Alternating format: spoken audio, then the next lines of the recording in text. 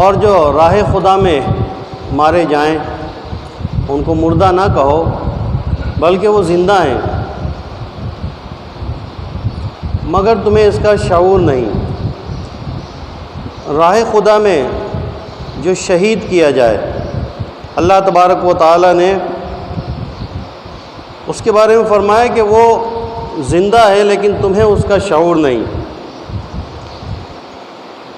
اسلام اور کفر کا ایک بہت بڑا معرکہ جو غزوہ بدر کے فوراً 1 سال بعد رونما ہوا، جس کو ہم غزوہ احد کے نام سے یاد کرتے ہیں۔ 15 شوال کو یہ واقعہ ہوا اور یہ ایسا عظیم معرکہ تھا کہ اس میں کفار کی طرف سے 3000 کا لشکر جرار اور مسلمانوں کی طرف سے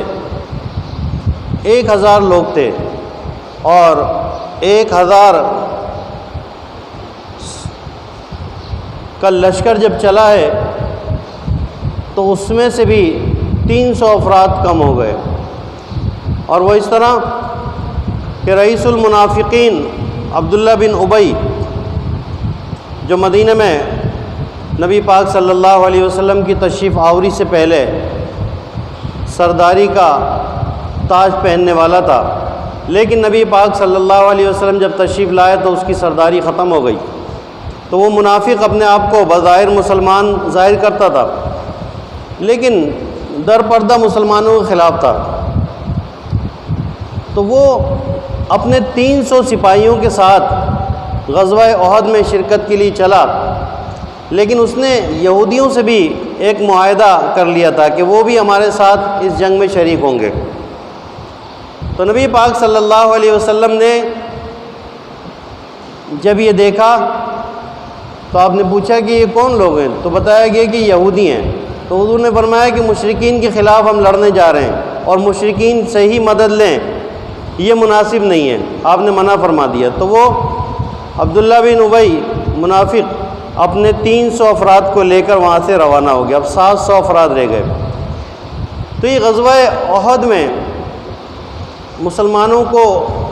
کافی نقصان ہوا اور ایک بہت آزمائشی جنگ تھی، اس میں حق و باطل کا پتہ چلا، منافقین کی پہچان ہو گئی، اور اس میں بہت سارے ایسے لوگ سامنے آ گئے جو در پردہ کفار سے ملے ہوئے تھے لیکن بظاہر مسلمانوں کے ساتھ تھے۔ اسی غزوے میں انشاءاللہ غزوہ احد کا تفصیلی احوال ہم آئندہ جمعہ موقع ملا تو ذکر کریں گے۔ آج جو خاص موضوع ہے وہ ہے سید الشہداء امیر طیبہ امیر حمزہ رضی اللہ تعالیٰ عنہ۔ آپ کی شہادت بھی 15 شوال المکرم کو ہوئی غزوہ احد میں۔ حضرت امیر حمزہ رضی اللہ تعالیٰ عنہ نبی پاک صلی اللہ علیہ وسلم کے چچا ہیں اور سب سے چہیتے چچا ہیں۔ حضور نبی کریم صلی اللہ علیہ وسلم سے بہت زیادہ والہانہ ان کو محبت تھی، اور نبی پاک صلی اللہ علیہ وسلم بھی ان سے بہت ہی زیادہ والہانہ محبت فرماتے۔ حضور نبی کریم صلی اللہ تعالیٰ علیہ وسلم کو کسی بھی طرح پریشان یا تکلیف میں آپ دیکھ نہیں سکتے تھے۔ اسلام لانے سے پہلے بھی انہیں بہت زیادہ محبت تھی، اور ان کے اسلام لانے کا سبب بھی یہی محبت بنی کہ حضور نبی کریم صلی اللہ تعالیٰ علیہ وسلم کو جب ابو جہل نے تکلیف دی تو امیر حمزہ رضی اللہ تعالیٰ عنہ اس وقت شکار پر تھے، واپس آئے تو ان کی باندی نے بتایا کہ آپ کے بھتیجے کو ابو جہل نے آج بڑی تکلیف پہنچائی ہے۔ تو امیر حمزہ رضی اللہ تعالیٰ عنہ کے ہاتھ میں تیر کمان تھا، آپ اس کمان کو لے کے گئے حرم کعبہ میں، ابو جہل وہاں پر موجود تھا، آپ نے جاتے ہی اپنا کمان جو ہے اس کے سر پہ ایسا زور سے دے مارا کہ اس کا سر پھٹ گیا، خون نکلنے لگا اور ایک رش ہو گیا، ایک ہلہ ہو گیا، سب ایک جو ہے ہنگامہ بپا ہو گیا۔ اس کے بعد آپ حضور کی خدمت میں حاضر ہوتے ہیں اور نبی پاک صلی اللہ علیہ وسلم سے آپ فرماتے ہیں، عرض کرتے ہیں کہ حضور میں نے آپ کا بدلہ لے لیا، اب تو آپ خوش ہیں۔ تو نبی پاک صلی اللہ علیہ وسلم کی ایک روایت میں یہ بھی ہے کہ یہ مفہوم ملتا ہے کہ آپ نے فرمایا کہ چچا میں تو اس وقت خوش ہوں گا جب آپ مسلمان ہو جائیں گے، تو اسی وقت آپ مسلمان ہو جاتے ہیں۔ ایک روایت میں یہ بھی ملتا ہے کہ آپ نے ابو جہل کا سر پھاڑنے کے بعد وہاں جو کفار تھے وہ سرداران قریش تھے، ان کے سامنے اعلان کیا کہ میں مسلمان ہو گیا ہوں، اور آج کے بعد اگر کسی نے میرے بھتیجے کو تکلیف پہنچائی تو اس کا سامنا مجھ سے ہوگا۔ تو یہ امیر حمزہ رضی اللہ تعالیٰ عنہ بڑی والہانہ ان کو محبت تھی، بڑی عقیدت تھی حضور نبی کریم صلی اللہ علیہ وسلم سے۔ اور امیر حمزہ رضی اللہ تعالیٰ عنہ کے القابات جو نبی پاک صلی اللہ علیہ وسلم نے بیان فرمائے، اور ایک روایت میں کہ آپ نے فرمایا کہ اللہ تبارک و تعالیٰ کی قسم جس کے قبضہ قدرت میں میری جان ہے، اللہ تبارک و تعالیٰ کے نزدیک 7ویں آسمان میں لکھا ہے کہ حمزہ اسد اللہ و اسد الرسول ہیں، یعنی اللہ کے بھی شعر ہیں اور اللہ کے رسول کے بھی شعر ہیں امیر حمزہ رضی اللہ تعالیٰ۔ تو نبی پاک صلی اللہ علیہ وسلم نے ان کے یہ القابات بیان فرمائے، اور حضرت عمر رضی اللہ تعالیٰ عنہ کے اسلام لانے سے 3 دن قبل وہ اسلام لائے۔ یہ غزوہ بدر میں تھے، انہوں نے عتبہ بن ربی کو یا شیبہ ربی کو، ان سب کو جو ہے ان سے مقابلہ کیا۔ اب غزوہ بدر جو اسلام و کفر کا پہلا مارکہ تھا، اس میں آپ کی جہاں بازی اور آپ کی جو ہے شجاعت دیکھیں کہ جب غزوہ بدر کا مارکہ رونما ہوا تو اس وقت کفار کی طرف سے 3 ان کے سردار آئے، اور بڑے بڑے سردار، جس میں جو ہے عتبہ، شیبہ اور ولید۔ اب یہ سارے کے سارے قریش کے بڑے سردار تھے، تو انہوں نے پھر کہا کہ اب ہمارے مقابلے میں بھیجو کسی کو۔ تو یہاں سے انصار کے نوجوان گئے، تو انہوں نے کہا ہم ان سے نہیں لڑیں گے، یہ ہماری شان کے خلاف ہے، یہ تو کسان ہیں، یہ تو انصار ہیں، ہم مہاجرین سے لڑیں گے، ہمارے قریش کے جو مقابل ہوں۔ تو نبی پاک صلی اللہ علیہ وسلم نے فرمایا کہ حمزہ، علی اور عبیدہ جاؤ تم ان سے مقابلہ کرو۔ اب مولا علی مشکل کشا اور حضرت امیر حمزہ رضی اللہ تعالیٰ عنہ بڑے مشہور تھے اس وقت بہادری میں، اور حضرت عبیدہ، یہ تینوں سامنے گئے۔ تو پھر ان لوگوں نے کہا کہ ہاں اب ہمارے مقابل آئیں۔ تو امیر حمزہ رضی اللہ تعالیٰ عنہ نے ایک ہی بار میں عتبہ کے 2 ٹکڑے کر دیے، اور مولا علی مشکل کشا نے بھی اسی طرح اپنے مد مقابل کو اسی وقت پچاڑ دیا۔ حضرت عبیدہ رضی اللہ تعالیٰ عنہ، ان کی اپنے دشمن سے کشمکش ہوئی اور آپ زخمی بھی ہو گئے۔ تو پھر مولا علی مشکل کشا اور امیر حمزہ رضی اللہ تعالیٰ عنہ نے مل کر جو ہے اس دشمن کو ہلاک کر دیا۔ تو یہ دیکھ کر پھر مزید دشمن آئے، ان کو جو ہے مولا علی مشکل کشا نے مارا۔ تو پھر اس طرح ایک جنگ باقاعدہ شروع ہو گئی، اور اس غزوے میں امیر حمزہ رضی اللہ تعالیٰ عنہ شتر مرغ کا ایک کلغی اپنے دستار پہ لگایا ہوا تھا، اونچا، آپ کا جسم بھی جو ہے لہیم شہیم تھا، قد بھی آپ کا بڑا تھا۔ تو پوری جنگ میں آپ جہاں بھی جاتے دور سے نظر آتے کہ یہ حضرت امیر حمزہ ہیں۔ تو یہ غزوہ بدر ختم ہوتا ہے، ان میں جو قید ہو کر لوگ آتے ہیں تو وہ قیدی پوچھتے ہیں کہ وہ جو کلغی لگائے ہوئے شتر مرغ کے وہ کون سا سپاہی تھا؟ تو ان کو بتایا کہ وہ حضرت امیر حمزہ رضی اللہ تعالیٰ۔ تو ان لوگوں نے کہا کہ ہمارے لشکر کو سب سے زیادہ جس نے نقصان پہنچایا ہے وہ امیر حمزہ ہیں۔ انہوں نے لاشوں کے انبار لگا دیے غزوہ بدر میں، جہاں جاتے لاشیں گرا دیتے۔ تو اتنی جواں مردی سے امیر حمزہ رضی اللہ تعالیٰ نے غزوہ بدر میں جنگ کی کہ کفار کے ہوش اڑ گئے، اور غزوہ بدر میں مسلمانوں کو ایک بہت بڑی فتح نصیب ہوئی، یہاں تک کہ 70 کفار مارے گئے اور 70 قیدی کر لیے گئے۔ پھر اگلے سال ہی غزوہ احد کا مارکہ ہوتا ہے۔ اب حضرت امیر حمزہ رضی اللہ تعالیٰ عنہ اس میں بھی بے چین ہے لڑنے کے لیے، بہت زبردست آپ کی شجاعت اور بہادری مشہور تھی۔ سب بندی ہوتی ہے تو سبا ابن عبد العزا خزائی نکلا، اور اس نے کہا کہ ہے کوئی میرے مقابلے پہ جو مجھ سے لڑے؟ تو حضرت امیر طیبہ امیر حمزہ رضی اللہ تعالیٰ عنہ آگے آتے ہیں، اور ایک ہی وار میں آپ اس کے 2 ٹکڑے کر دیتے ہیں۔ لیکن آپ کے تعاقب میں ایک وحشی غلام جن کا نام وحشی ہے، وہ ایک پتھر کے پیچھے چھپے ہوتے، جو بعد میں مسلمان ہو جاتے ہیں، ایک پتھر کے پیچھے چھپے ہوتے ہیں اور چھپ کر جو ہے امیر حمزہ رضی اللہ تعالیٰ عنہ کا انتظار کرتے ہیں۔ یعنی امیر حمزہ کی شان یہ ہے کہ ان سے مقابلے میں آ کر لڑنے کی ہمت کسی کو نہیں دی، اگر ان کو شہید بھی کیا گیا تو چھپ کے وار کیا گیا، اور دور سے نیزہ پھینک کے مارا اور وہ نیزہ جو ہے ان کے جسم کے آر پار ہو گیا، اور امیر حمزہ رضی اللہ تعالیٰ عنہ غزوہ احد میں شہید ہو گئے۔ اسی حالت میں آپ نے تعاقب کیا، لیکن آپ کے جسم سے اتنا خون بہہ گیا تھا کہ آپ اسی وقت زمین پہ تشریف لے آئے اور آپ شہید ہو گئے۔ اب وہ جو وحشی تھے جو بعد میں مسلمان ہوئے، وہ وہاں سے نکل گئے،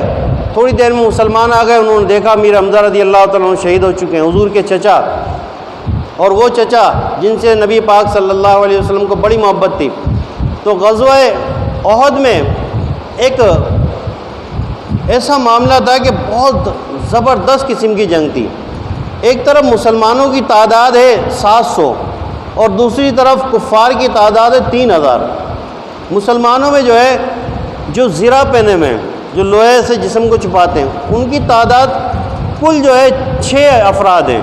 اور وہاں جو ہے یوں سمجھے کہ 700 افراد ایسے ہیں کہ جو زرہ پہنے میں، اور ان کے پاس ہر قسم کا حربی سامان بھی موجود ہے۔ لیکن مسلمانوں کا جذبہ بڑا زبردست تھا، تو اس میں بڑے جانثاری کے ہمیں واقعات ملتے ہیں غزوہ احد میں۔ تو امیر حمزہ رضی اللہ تعالیٰ عنہ کی جب شہادت ہو جاتی ہے تو اس کے بعد ان کے ساتھ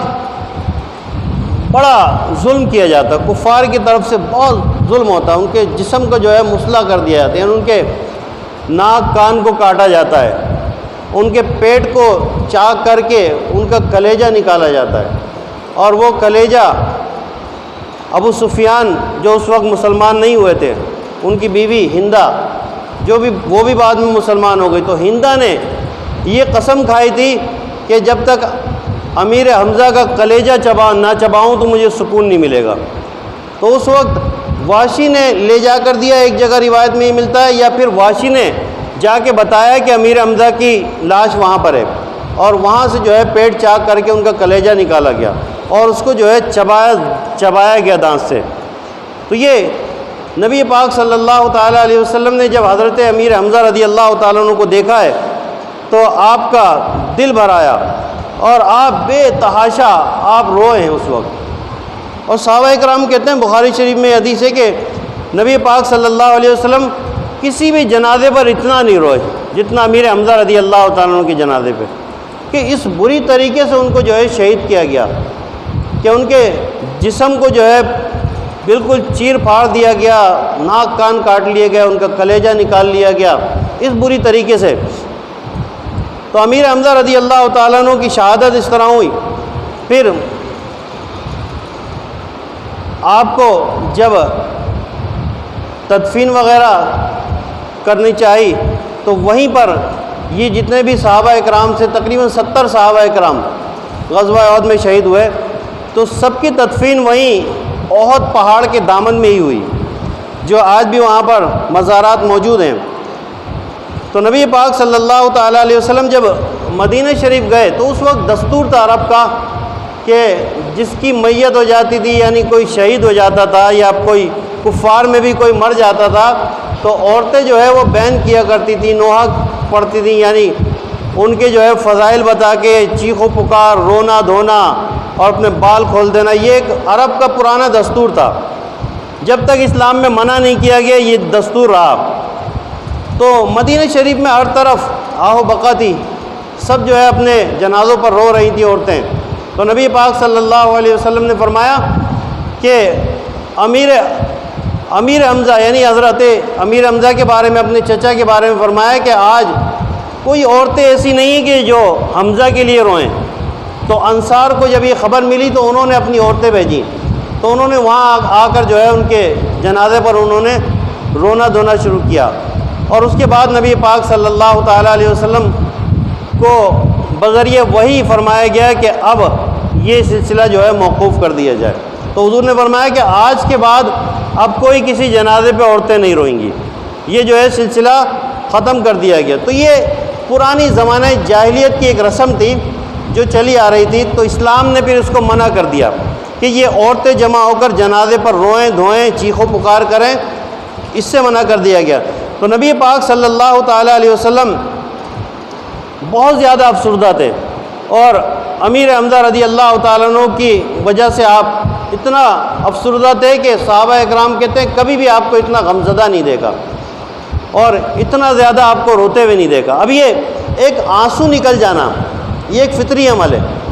انسان کے جو ہے یہ جذبات ہوتے ہیں، آنکھوں سے آنسو بہہ جانا، اس پہ مواخذہ نہیں ہے، شریعت میں اس پہ گرفت نہیں ہے۔ چیخو پکار کرنا، واویلا مچانا، شور کرنا میت پہ، یہ منع ہے۔ تو نبی پاک صلی اللہ علیہ وسلم کے بے تحاشا آنسو نکلے، اور یہ آپ کی محبت جو امیر حمزہ رضی اللہ تعالیٰ عنہ سے تھی اس وجہ سے۔ تو حضور نبی کریم صلی اللہ تعالیٰ علیہ وسلم نے اپنے چچا جان کے لیے بڑی آپ نے دعائیں بھی کی، اور پھر آپ نے نبی پاک صلی اللہ علیہ وسلم نے فرمایا کہ امیر حمزہ رضی اللہ تعالیٰ عنہ کو ملائکہ نے غسل دیا، کہ ان پر جو ہے اس وقت غسل ضروری تھا، واجب تھا جب وہ جنگ میں شریک ہوئے، اور انہوں نے اتنی بھی اپنے آپ کو مہلت نہیں دی کہ غسل کرتے، جنگ میں فوراً شریک ہو گئے۔ تو شہداء اکرام کے بارے میں فقہی مسئلہ یہی ہے کہ ان کو نہ غسل دیا جائے نہ ان کو کفن دیا جائے، بلکہ اسی کپڑوں میں، خون آلود کپڑوں میں ہی ان کی تدفین کی جائے۔ لیکن امیر حمزہ رضی اللہ تعالیٰ عنہ کو یہ شرف حاصل ہوا کہ ملائکہ نے، فرشتوں نے ان کو غسل دیا۔ اسی طرح اس غزوے میں ایک اور شہید تھے جن کا نام ہے حضرت حنظلہ رضی اللہ تعالیٰ عنہ، ان کو بھی ملائکہ نے غسل دیا۔ ان کی نئی نئی شادی ہوئی تھی، شادی کی پہلی رات تھی، جب حضرت بلال رضی اللہ تعالیٰ عنہ نے مدینے کی گلیوں میں اعلان کیا کہ جہاد کے لیے تیار ہو جاؤ اور غزوے کے لیے نکلو گھروں سے، تو اسی وقت وہ اسی حالت میں فوراً گھر سے باہر آئے اور جنگ کے لیے آپ صفوں میں کھڑے ہو گئے۔ تو اس غزوے میں آپ نے بڑی جاں بازی سے جو ہے کفار کا مقابلہ کیا، اور کئی کفاروں کو ہلاک کرنے کے بعد آپ شہید ہوئے۔ تو ان کا جنازہ نہیں مل رہا تھا، نبی پاک صلی اللہ علیہ وسلم فرمایا کہ ان کے جنازے کو ڈھونڈو، تو کافی دیر تک نہیں ملا۔ پھر بعد میں جب ملا تو ان کے جسم سے، ان کے بالوں سے پانی ٹپک رہا تھا۔ تو حضور نے فرمایا کہ ان کو ملائکہ اٹھا کر لے گئے تھے اور ان کو غسل دے کے واپس بھیجا ہے۔ جب ان کی زوجہ محترمہ سے پوچھا گیا تو انہوں نے فرمایا کہ واقعی ان پہ جو ہے غسل کی حاجت تھی، لیکن یہ اسی حال میں جنگ میں غزوے میں نکل گئے، تو اللہ تبارک و تعالیٰ نے یہ شرف عطا فرمایا۔ تو یہ غزوہ احد اتنا زبردست غزوہ تھا کہ اس میں حق و باطل کی پہچان ہوئی، اور جو نبی پاک صلی اللہ علیہ وسلم کے اصل جانباز تھے وہ سامنے آ گئے، اور منافقین جو ہے اس دن پہچان لیے گئے کہ 1000 کا لشکر جو مدینے سے چلا تھا، تو رئیس المنافقین عبداللہ بن ابی نے 300 افراد جو اس کے تھے اس نے راستے میں سے واپس لے گیا، 700 افراد رہ گئے۔ تو اس سے ان منافقین کا بھی پتہ چل گیا جو مدینے میں حضور کے ساتھ رہا کرتے تھے۔ امیر حمزہ رضی اللہ تعالیٰ عنہ کا مزار احد پہاڑ کے دامن میں، وہ 70 صحابہ اکرام جو شہید ہوئے سب کے مزارات وہاں موجود ہیں، مدینہ منورہ سے 3 میل کے فاصلے پر۔ وہ پہلے تو مدینہ سے باہر جگہ تھی، لیکن اب جو ہے وہ مدینہ شریف کی حدود اتنی ہو گئی کہ اب وہ مدینہ شریف میں ہی جگہ آ گئی، تو وہ پہلے 3 میل کے فاصلے پر تھی مدینہ سے۔ تو آج بھی وہاں پر عشاق جاتے ہیں، حاضری دیتے ہیں، اور وہاں کی ایک خاص بات یہ ہے کہ آپ جب وہاں پہ جائیں گے امیر حمزہ رضی اللہ تعالیٰ عنہ کے مزار پر، اور اس احاطے میں، اس گراؤنڈ میں جو 70 صحابہ اکرام ہیں، تو آپ اس ایریے میں داخل ہوں گے تو آپ کو دور سے خوشبوؤں کی لپٹیں آئیں گی، اور یہ ایسا نہیں کہ کسی کو خوشبو جو ہے وہ محسوس ہوگی، ہر شخص کو خوشبو محسوس ہوتی ہے۔ جب ہم لوگ وہاں پر گئے تو کچھ لوگ نئے تھے، انہوں نے کہا کہ بھائی یہاں پہ کچھ اسٹال لگتے ہوں گے عطر کے، اس لیے یہاں پر خوشبو اتنی آ رہی ہے۔ تو ان کو بتایا نہیں، آپ کسی بھی وقت آ جائیں، رات کو آئیں تو یہاں پہ کوئی اسٹال نہیں ہوتا، سناٹا پڑا ہوتا ہے۔ تو رات کو 2 بجے 3 بجے بھی وہاں پہ حاضری تھی، تو جس وقت بھی جائیں خوشبوؤں کی لپٹیں آتی تھی وہاں پر، اور ایک بہت زبردست پرسکون ماحول۔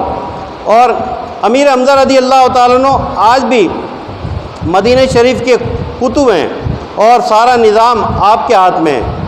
جب زائرین نبی پاک صلی اللہ علیہ وسلم کی بارگاہ میں حاضر ہوں تو ان کے لیے یہ زیادہ بہتر ہے کہ پہلے سید الشہداء امیر حمزہ رضی اللہ تعالیٰ عنہ کی بارگاہ میں حاضر دیں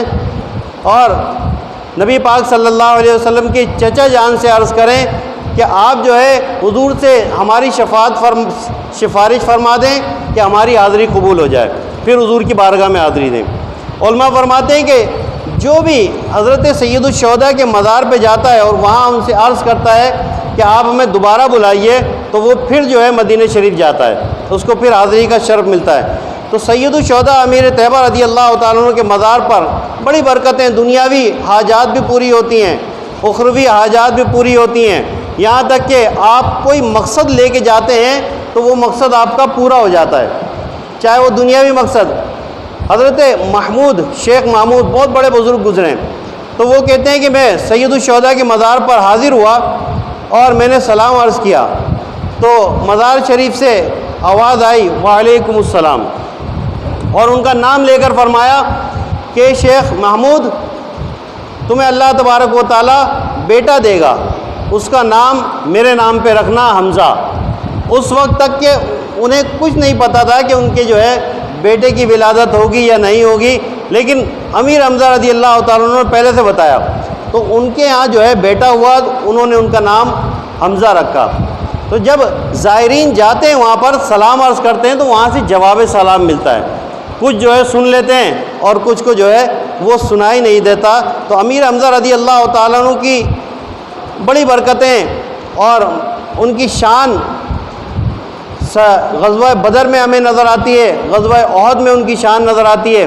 اور سید الشہداء آپ کا ایک بڑا لقب ہے، اور یہ وہ لقب ہے جو احادیث صحیح احادیث سے جو ہے ہمیں ملتا ہے کہ احادیث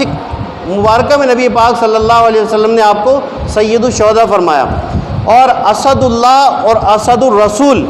یہ لقب بھی میں نے آپ کو حدیث سنائی کہ نبی پاک صلی اللہ علیہ وسلم نے فرمایا کہ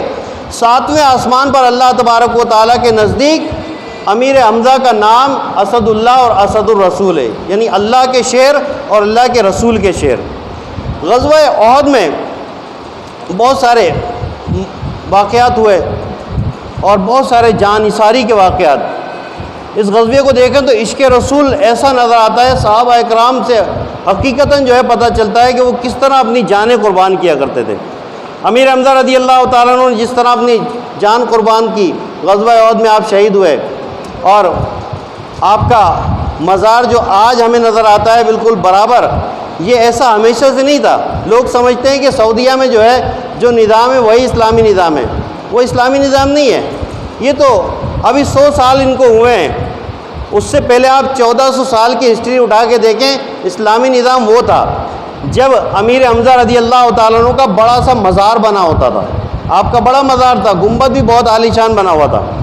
جنت البقیع میں عثمان غنی رضی اللہ تعالیٰ عنہ کا مزار تھا، فاطمہ الزہرا رضی اللہ تعالیٰ عنہ کا مزار، دیگر صحابہ اکرام کے مزارات اور بڑے بڑے گنبد تھے۔ 1920 سے پہلے کی آپ تصاویر اٹھا کے دیکھیں، 1920 کی جتنی تصاویر ہیں وہ جنت البقیع میں دیکھ لیں، جنت المعلا میں دیکھ لیں، مکہ قبرستان میں، اور احد شریف پہ دیکھیں، وہاں پہ بڑے بڑے آپ کو مزارات نظر آئیں گے، بڑے بڑے گنبد نظر آئیں گے۔ 1920 کے بعد جو ہے یہ جو سعودی گورنمنٹ آئی، جنہوں نے جبراً قبضہ کیا، ظلماً قبضہ کیا انگریزوں سے مل کر، اور سلطنت عثمانیہ جو ایک اسلام کی شان تھی اور ایک آن تھی، 3 بر اعظم پر انہوں نے اپنی شان و شوکت کے ساتھ حکومت کی، ان کے ہوتے ہوئے اسلام کے خلاف کوئی بات نہیں کر سکتا تھا، تو ان کی حکومت کو انہوں نے ختم کروا کے جبراً جو ہے قبضہ کیا، اور 100 سال ان کو 1920 میں جا کے 100 سال، بلکہ یہ معاہدہ جو 1923 میں ہوا، تو ابھی 1923 میں پورے 100 سال ہو جائیں گے۔ تو یہ آپ اس سے پہلے کی تصاویر دیکھیں تو سارے مزارات ملتے ہیں، جنت البقیع میں، جنت المعلا میں، اور احد شریف پہ۔ تو اس غزوہ احد میں ہم دیکھیں تو بڑے جانثاری کے واقعات ہمیں نظر آتے ہیں۔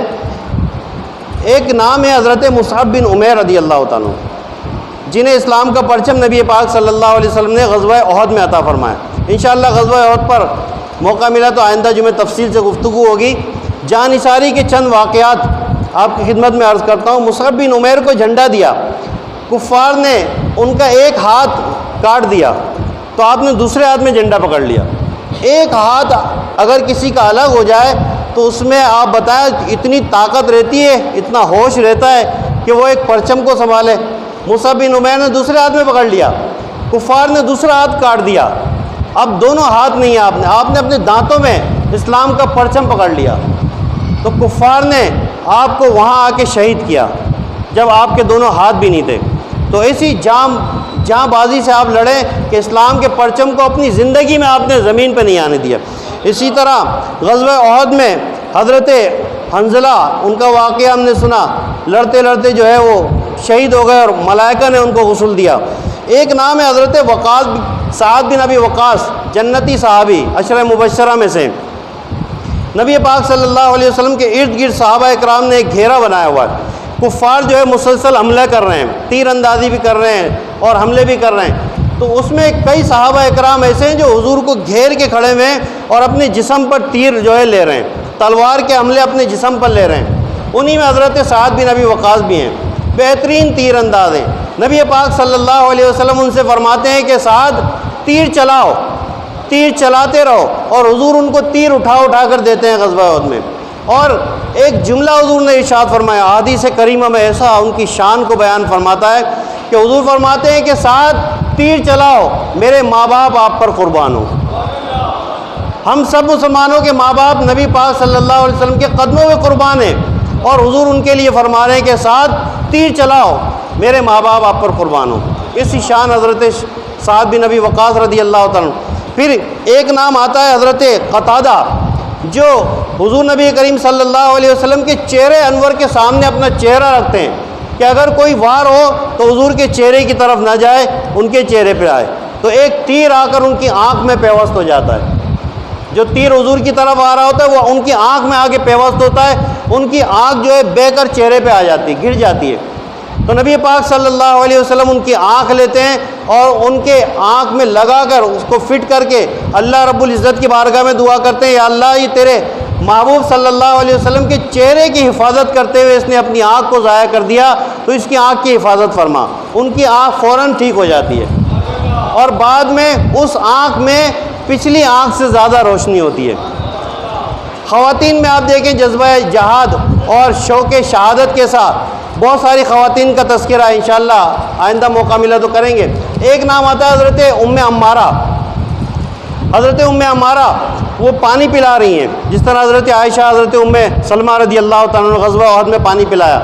وہ بھی پانی پلا رہی ہیں، ان کے بیٹے بھی لڑ رہے ہیں، ان کے شوہر بھی لڑ رہے ہیں، سب لڑ رہے ہیں۔ ام عمارہ پانی پلاتی ہیں، ان کو ضرورت محسوس ہوتی ہے کہ حضور کی طرف جو ہے کفار کا سارا زور حضور کی طرف ہے، تو مشکیزہ پھینک کر ایک خنجر ہاتھ میں لے کے حضور کی طرف جاتی ہیں، اور اب جو کافر ادھر آتا ہے تو اس پہ حملہ کرتی ہیں۔ حضور نبی کریم صلی اللہ علیہ وسلم انہیں دیکھ رہے ہیں، ایک کافر حضور کی طرف آتا ہے تو ان کی ٹانگ پر جو ہے وہ ایسا وار کرتی ہے، اس کی ٹانگ کٹ جاتی ہے، یہاں تک کہ وہ زمین پہ گرتا ہے اور اپنی سرین کے بل رگڑتے ہوئے بھاگتا ہے۔ تو یہ دیکھ کر حضور مسکراتے ہیں، حضور تبسم فرماتے ہیں اس کا حال دیکھ کر، اور حضرت ام عمارہ کے لیے دعا فرماتے ہیں۔ تو ام عمارہ آتی ہیں کہ حضور آپ میرے لیے دعا کر دیں کہ میرے بیٹے، میرے شوہر، میرے والد اور میں جنت میں آپ کے ساتھ ہوں۔ تو حضور ان کے لیے دعا فرماتے ہیں کہ یا اللہ ام عمارہ، ان کا پورا خاندان، ان کے بیٹے، ان کے شوہر جنت میں ان کو میری رفاقت عطا فرما دیں۔ اب اس جنگ کے بعد بھی حضرت ام عمارہ ہمیشہ کہتے ہیں کہ اب کوئی بڑی سے بڑی مصیبت آ جائے مجھے اس کا کوئی غم نہیں، جنت میں حضور کے ساتھ ہوں گی۔ تو اس غزوہ احد میں ایسی جان نثاری کے مناظر نظر آتے ہیں کہ عشق رسول کی ایسی صحابہ اکرام نے داستان رقم کی کہ آپ دیکھیں کہ اپنے چہرے پر تیر کھا رہے ہیں۔ ام عمارہ سامنے آتی ہیں تو ایک وار ان کے کندھے پہ لگتا ہے، بہت گہرا زخم لگتا ہے، ان کے جسم پہ کئی تیر کے جو ہے نشانات اور تلوار کے نشانات ہوتے ہیں، لیکن وہ لڑتی رہتی ہیں اور حضور کی جو ہے حفاظت کے لیے وہاں کھڑی رہتی ہیں۔ انشاءاللہ آئندہ جمعہ غزوہ احد پر تفصیلی ذکر کریں گے۔ 15 شوال المکرم غزوہ احد ہے، اور سید الشہداء امیر طیبہ امیر حمزہ رضی اللہ تعالیٰ عنہ کا یوم شہادت بھی 15 شوال ہے، جو ابھی گزشتہ دنوں گزرا۔ اللہ رب العزت امیر طیبہ رضی اللہ تعالیٰ عنہ کے مزار پر انوار پر کروڑ ہا کروڑ رحمت و رضوان کی بارشیں فرمائے۔